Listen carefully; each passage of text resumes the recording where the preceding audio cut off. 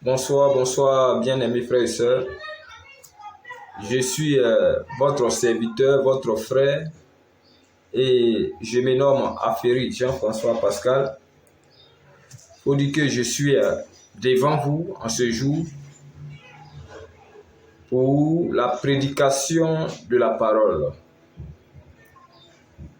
Et sans plus tarder, nous allons voir comme thème: Satan connaît-il la parole de Dieu?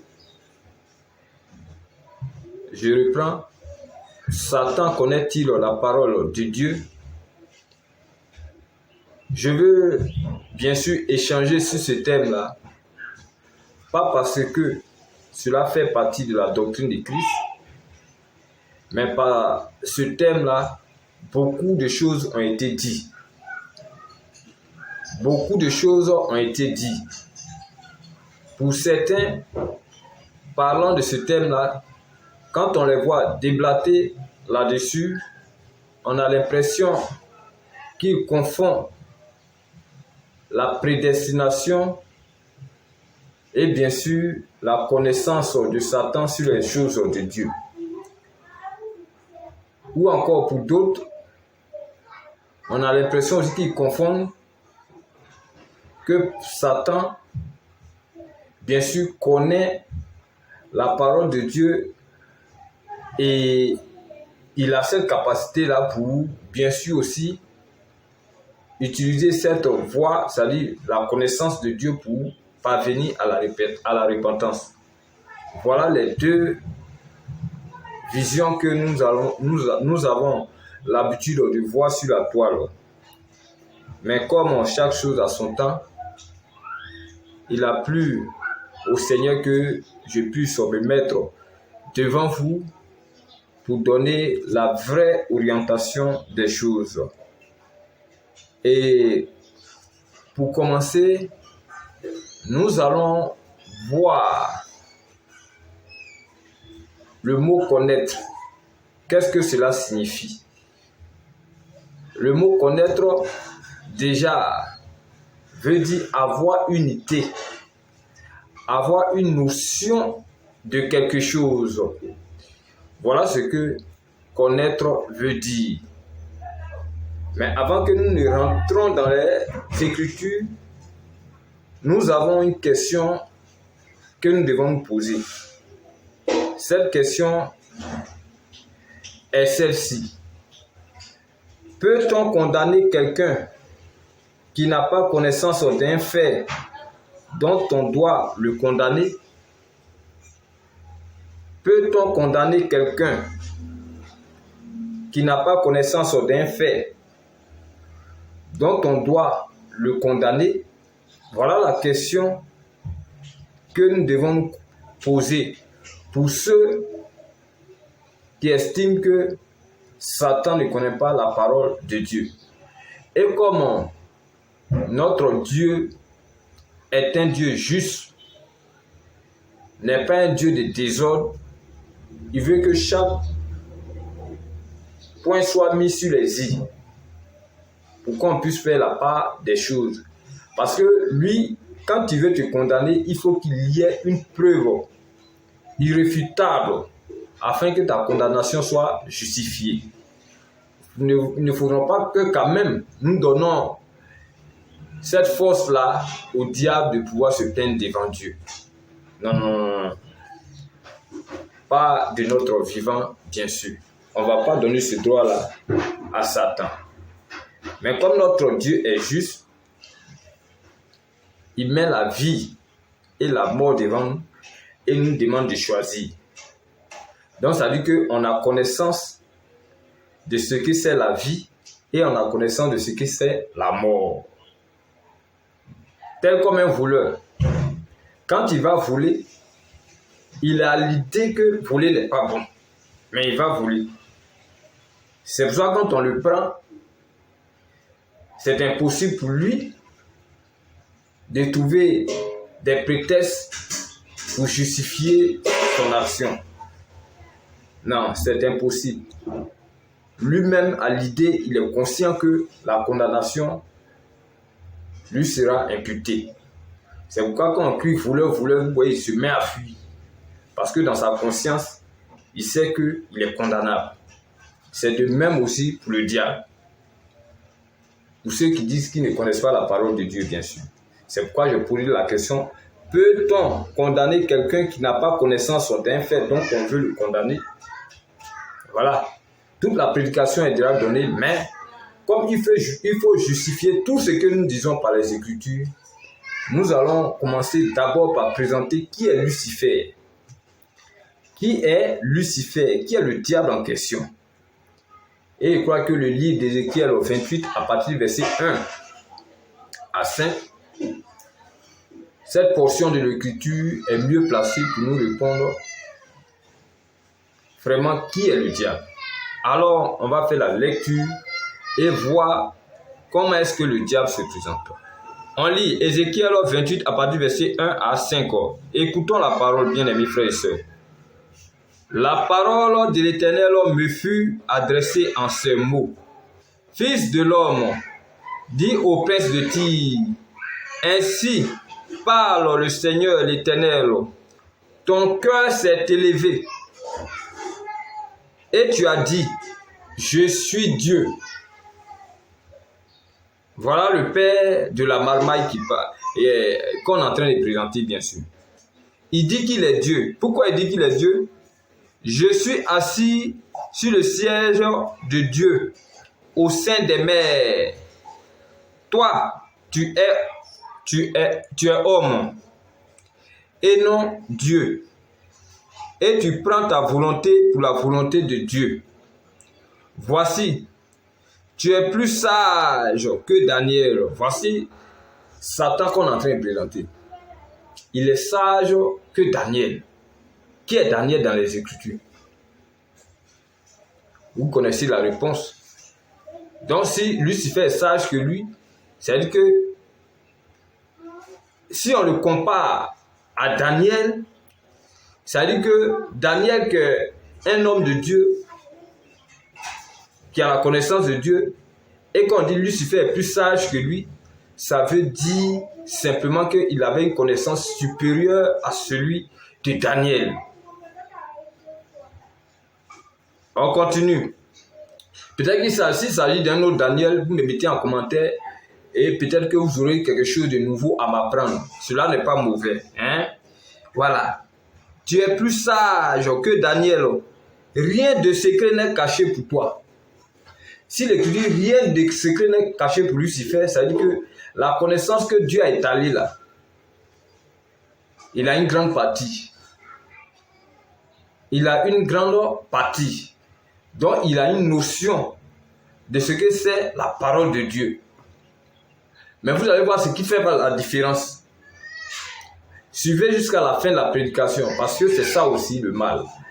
Quand certaines personnes suivent peut-être quelqu'un en train de développer un thème, ils ne font pas l'effort pour arriver au bout du développement que ce dernier-là est en train de présenter.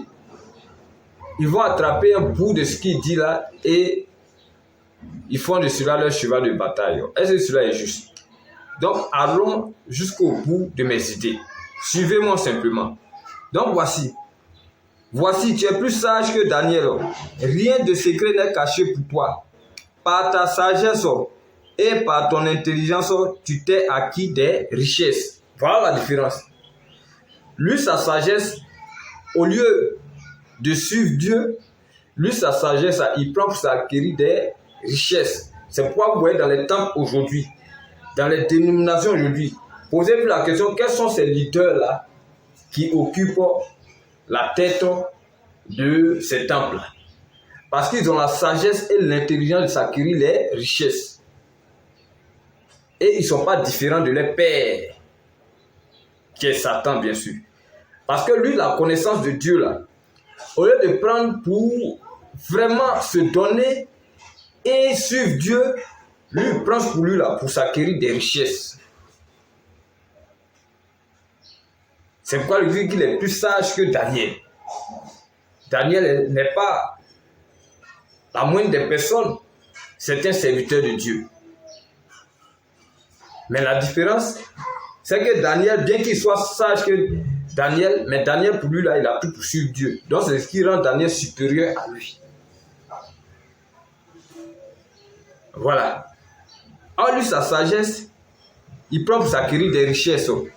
Voilà, tu as amassé de l'or, de l'argent dans tes trésors. Par ta grande sagesse et par ton commerce, tu as accru des richesses et par ta richesse, ton cœur s'est élevé. Voici.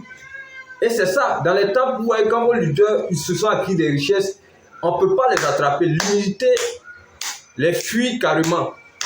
Et même, ils ont les noms qui rivalisent même au nom du Créateur. Ça dit qu'on leur a donné un nom, non là ne suffit pas, hein, mais ils vont mettre roi ou bien king derrière. Voici la présentation de Lucifer. Voici ce qu'il est, que l'Écriture vient de démontrer. C'est-à-dire que si l'Écriture a une connaissance, une sagesse plus supérieure que celui de Daniel, donc cela veut sous-entendre qu'il a la connaissance de Dieu. Mais quand en ce qui concerne la prédestination, le diable, y compris ses suppôts, n'auront pas, bien sûr, accès à l'éternité.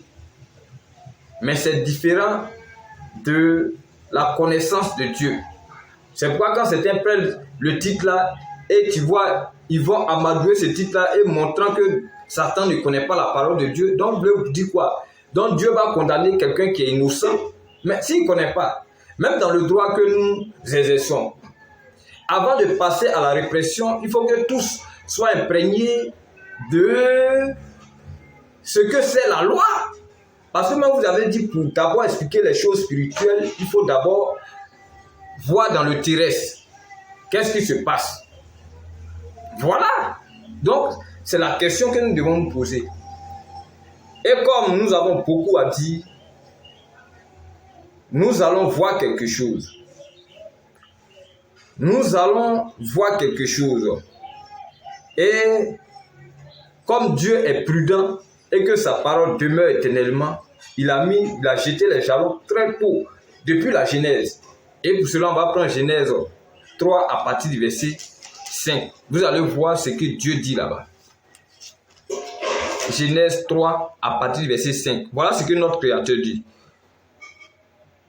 Non, pas notre Créateur, mais je vais parler du diable lui-même. Ce qu'il a dit, et vous allez voir la confirmation. Voilà. Pas notre Créateur. On appelle ça abus de langage. Pour celui qui va prendre ça et vouloir se moquer, tant pis. Mais il faut suivre ce que je dis.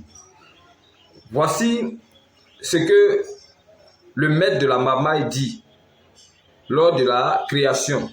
Lorsque Dieu a mis deux êtres dans un jardin, s'agissant bien sûr de Adam et Ève, regardez ce qu'il va venir faire et dire pour pouvoir entraîner Ève dans sa folie.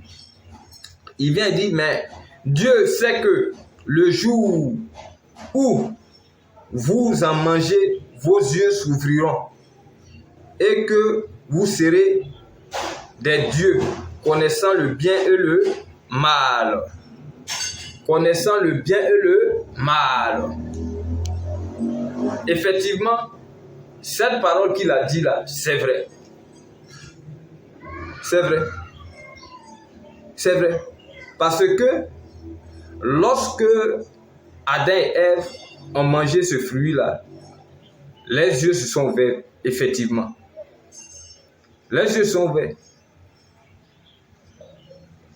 Parce que ils ont su faire la différence entre le bien et le mal. Voilà. Et c'est pourquoi au verset 7, l'Écriture dit ici, Genèse 3, le verset 7, les yeux de l'un et de l'autre s'ouvrirent et connurent qu'ils étaient nus. Et ayant conçu des feuilles de figuier, ils s'enfirent des ceintures. Donc, ça dit que Satan, pour la première fois, bien vrai qu'il est le père du mensonge, mais là, il a dit quelque chose et cela a constitué d'une parole de prophétique et ça a eu son accomplissement. Parce qu'effectivement, les yeux de l'un et de l'autre se sont ouverts.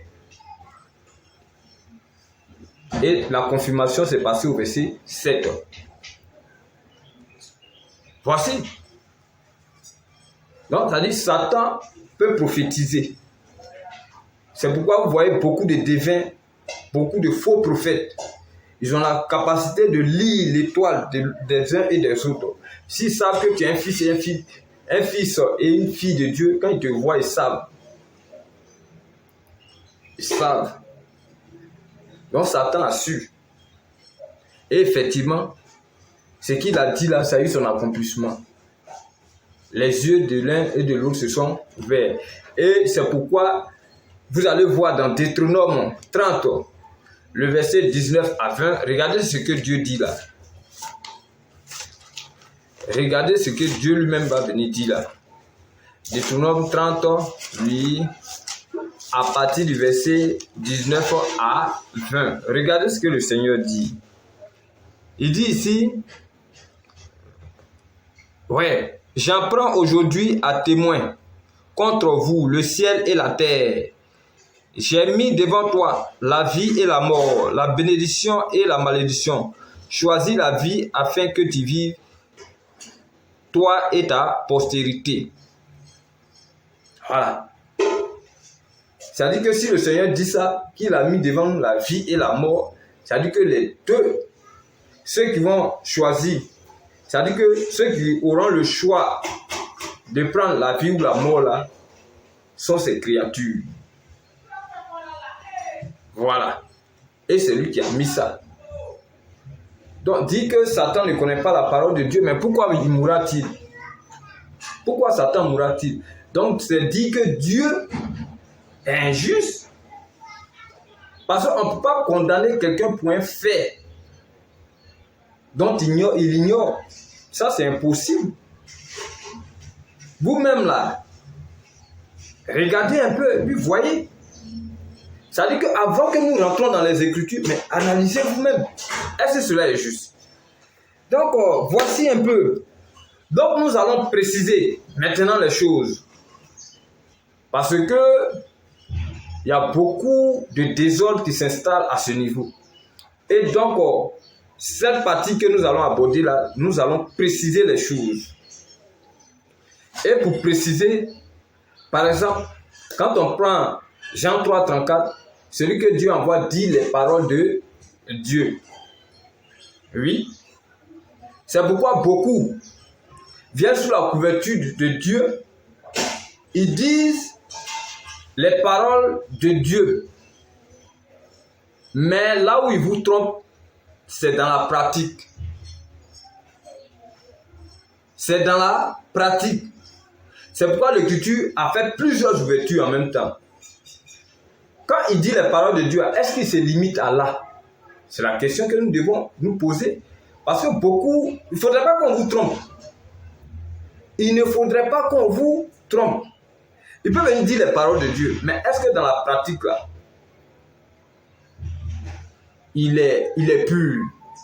C'est ça. Voilà. C'est comme un professeur. Il vient, il est en classe et il parle. Aucun effort pour amener ses élèves à comprendre ce qu'il a dit. C'est-à-dire que les amener plus à la théorie qu'à la pratique. Bien sûr, qu'est-ce que je dis? Bien sûr, les amener plus à la pratique qu'à la théorie. Mais lui, il est seulement que théorie. Mais est-ce que ces élèves-là seront performants? C'est ça.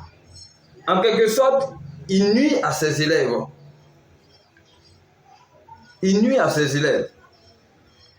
Or, quand le professeur qui est là, quand il a donné le cours, il veut voir quels sont ceux qui ont compris, il vous amène à aller un peu à la pratique, en vous donnant des exercices, et en vérifiant, voir le niveau de chaque élève. Voilà le bon professeur. Mais or, il peut venir sous la couverture de Jean 3, 34, mais est-ce que cela est juste? Parce que l'écriture ne va pas se limiter là. C'est pourquoi un peu plus devant dans Jacques 1 à partir du verset 22, l'écriture aussi va nous rappeler ce qu'il faut faire encore. Parce qu'il ne faut pas se limiter seulement qu'à la parole. Hein? Il ne faut pas se limiter à là. Alors pour atteindre à la perfection, regardez ce que Jacques va dire. Excusez-moi. Regardez un peu ce que Jacques va dire. Jacques 1 à partir du verset 22. Regardez ce que Jacques dit encore. Mettez en pratique la parole et ne vous bornez pas à l'écouter en vous trompant vous-même par de faux raisonnements. Voilà. Donc Dieu a tout prévu dans sa parole pour qu'on soit des disciples accomplis. Voilà. Parce qu'il y a des gens qui se trompent eux-mêmes par de vains raisonnements, par de faux raisonnements. Ils se trompent. Croyant qu'ils détiennent l'authenticité de la parole et ils sont dans la vérité. Non, mais quand la parole parle là, elle ne se limite pas. Elle va aussi à la pratique. C'est pourquoi Jacques, appuyant les choses, est venu et il a continué la suite de Jean 3, 34, disant ici, mettez en pratique la parole et ne vous bornez pas à l'écouter en vous trompant vous-même par de faux raisonnements. Quand on va leur dire, prenez le repas du Seigneur, ils vont dire non, la parole qu'on donne là, c'est déjà suffisant. Quand on va leur dire, par exemple, mais la dîme n'est plus d'actualité, ils vont prendre d'autres choses encore pour étayer. Voilà les raisonnements farfelus qui ne tiennent pas dans la doctrine de Christ.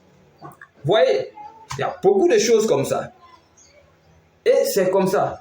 C'est pourquoi j'ai tenu à faire cette précision-là pour que vous compreniez. Et après cette précision, nous allons voir. Parce que ne confondez pas la prédestination et Satan connaît la parole de Dieu ou pas. Vous allez voir, souvent vous prenez des passages, vous le lisez, mais cherchez à comprendre ce que ça veut dire. Et parmi ces passages, on va lire 2 Thessaloniciens 2, 9 à 15. Regardez ce qui est écrit.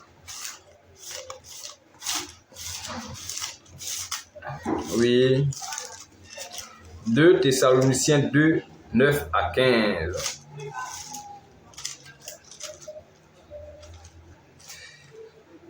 Bien.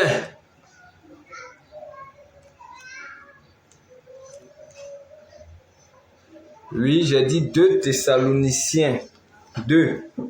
Oui, le verset 9 à 15. Regardez ce que l'Écriture dit.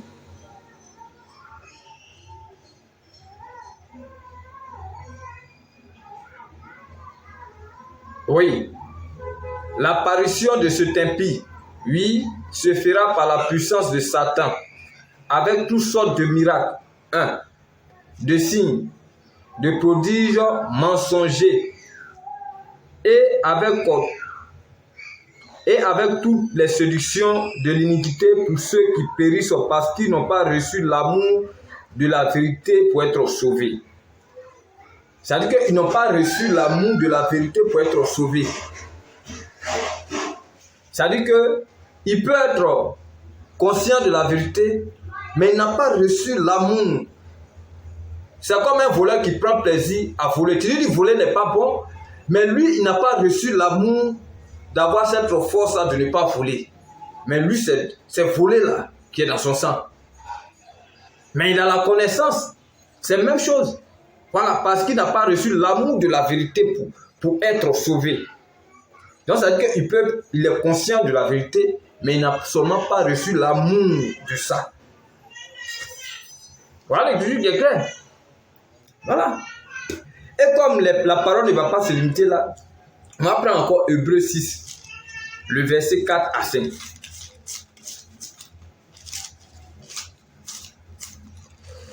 Permettez-moi, Hébreux 6, le verset 4 à 5. Regardez ce que l'Écriture dit encore. Car il est impossible que ceux qui ont été une fois éclairés Ça, c'est ce que vous appelez que le chien est retenu à sa vomissure. Oh Dieu, le chien est retenu à sa vomissure là. C'est ce que vous dites ça là. À qui vous dit ça là? Voici un exemple.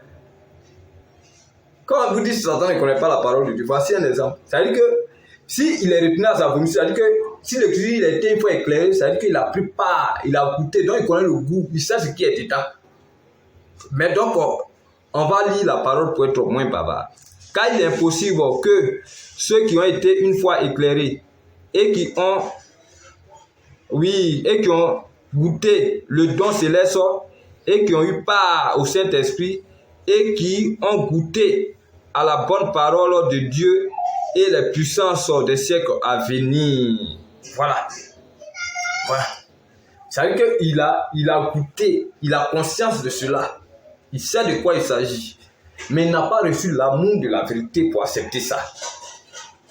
Donc, nous, on va pas laisser à ce qu'on donne culture à Satan d'accuser Dieu. Non. Donc, c'est pourquoi, sinon ça ne fait pas partie de la doctrine de Christ, comme il le disait dès le départ. Mais il faut qu'on en parle. Non. Ça veut dire qu'il est conscient de ce que c'est la parole de Dieu. C'est pourquoi sa condamnation, ça veut dire que sa condamnation est inéluctable. Là, on parle d'un culture d'accuser Dieu. Pourquoi? Soit disant qu'il ne connaît pas la parole de Dieu. Pourquoi? Il connaît, mais il n'a pas reçu l'amour de la vérité. Voilà. Donc, et puis, ne confondez pas la prédestination avec ces choses. Donc, il connaît. Donc, si lui-même, ces suppôts-là, ils savent là. Quoi de plus normal que lui-même, le Tangoro n'est pas, il est au courant. Il est au courant. Et n'oublions pas que Dieu reste toujours un mystère pour nous. Même ses enfants. Il reste toujours un mystère. C'est différent. C'est différent. Voilà.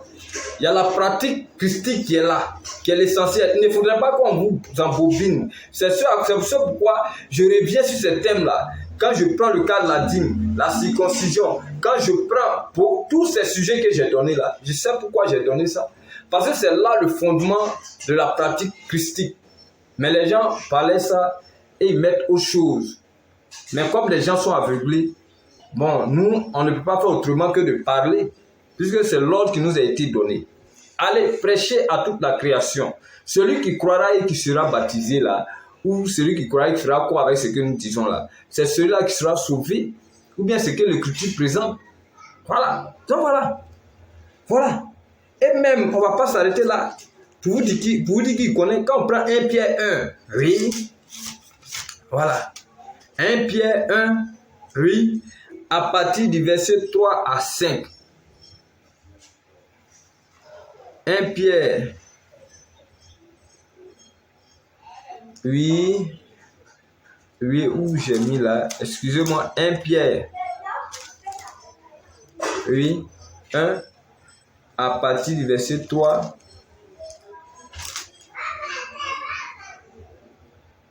Oui. 1 Pierre 2. Excusez-moi. 1 Pierre 2. À partir du verset 3. Oui. À partir du verset 3 à 5. Regardez ce que l'Écriture dit. Si vous avez goûté que le Seigneur est bon. Quand l'Écriture qu'ils ont goûté et qu'ils ont vu que c'est bon, ça veut dire qu'il a pris connaissance, il a le goût, il sait de quoi il s'agit. Donc, l'Écriture continue. Si vous avez goûté que le Seigneur est bon, approchez-vous de lui. Pierre vivante, rejetée par les hommes, mais choisie et précieuse devant Dieu. Et vous-même, comme des pierres vivantes, édifiez-vous pour former une maison spirituelle. Oui, voilà.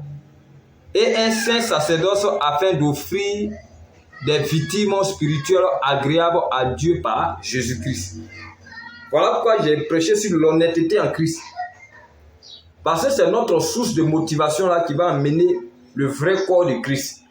Mais aujourd'hui, si vous voyez, le corps de Christ est en vrac comme ça. Si vous voyez le corps de Christ est divisé comme ça, c'est simplement à cause de vos leaders. Vos leaders ont préféré s'enrichir comme leur père, Satan bien sûr, pour bien sûr vous tenir comme des esclaves, comme des instruments sur qui ils vont s'enrichir. Et ils vont s'enrichir jusqu'à ce que vous-même là, vous ne puissiez pas vous retrouver. Je sais pourquoi je tape sur ce point. Parce que tant que ce schéma, ce système-là est là, nous n'allons pas voir l'image et le schéma apostolique qu'a vécu nos pères les apôtres. Parce que Pierre, Jean, Paul, ils se reconnaissaient en Christ, et tous. Et quand il y avait un point sur lequel ils ne s'attendaient pas, comme une famille bien éduquée, une famille bien ordonnée, ils se réunissent et ils échangent en bonne intelligence pour trouver le point qui ne va pas là afin de marcher dans de bons pas. Mais est-ce que vos prédicateurs le font? Ils sont dans leur coin, ils ont mangé, ils s'en foutent. Quand ils savent que tu es un gars, tu te donnes et que tu cherches vraiment la voie de Christ, si tu n'es pas bien affermi, mon ami, les épreuves qui vont venir, ils vont vouloir t'éliminer. Ils vont vouloir t'éliminer. Ils vont vouloir t'éliminer. Alors, voici le sujet qui est en train d'être présenté. Satan, lui, il connaît la parole de Dieu. Et comment, dans un pays sérieux, dans un royaume sérieux, toute règle doit être reçue de tous avant que nous passions à la répression. Alors, Satan ne va pas échapper aussi à ce châtiment-là. Il connaît le règlement et les règles du royaume. Mais seulement que c'est son cœur qui s'est élevé. Seulement qu'il est orgueilleux. Et c'est l'orgueil-là qui va l'amener à la ruine. C'est pourquoi l'Écriture dit Dieu résiste aux orgueilleux. Et sans plus tarder, nous allons aller à la conclusion. Et cette conclusion-là, nous allons prendre le livre de 1 Timothée 6 à partir du verset 3 à 9. Soyez attentifs et voyez ce qui est écrit là-bas. 1 Timothée, oui. 1 Timothée 6, oui.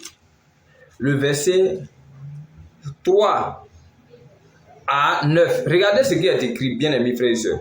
Si quelqu'un enseigne de fausses doctrines et ne s'attache pas,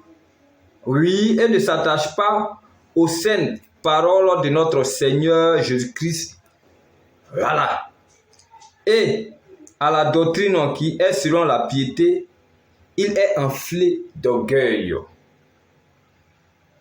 Ça dit qu'il est conscient, mais il ne va pas enseigner ça. Ou du moins, s'il enseigne ça aussi, ils ne vont pas marcher selon ce qu'ils ont dit là. Voilà. Il est enflé d'orgueil. Il ne sait rien. Voilà en réalité ce qu'ils sont.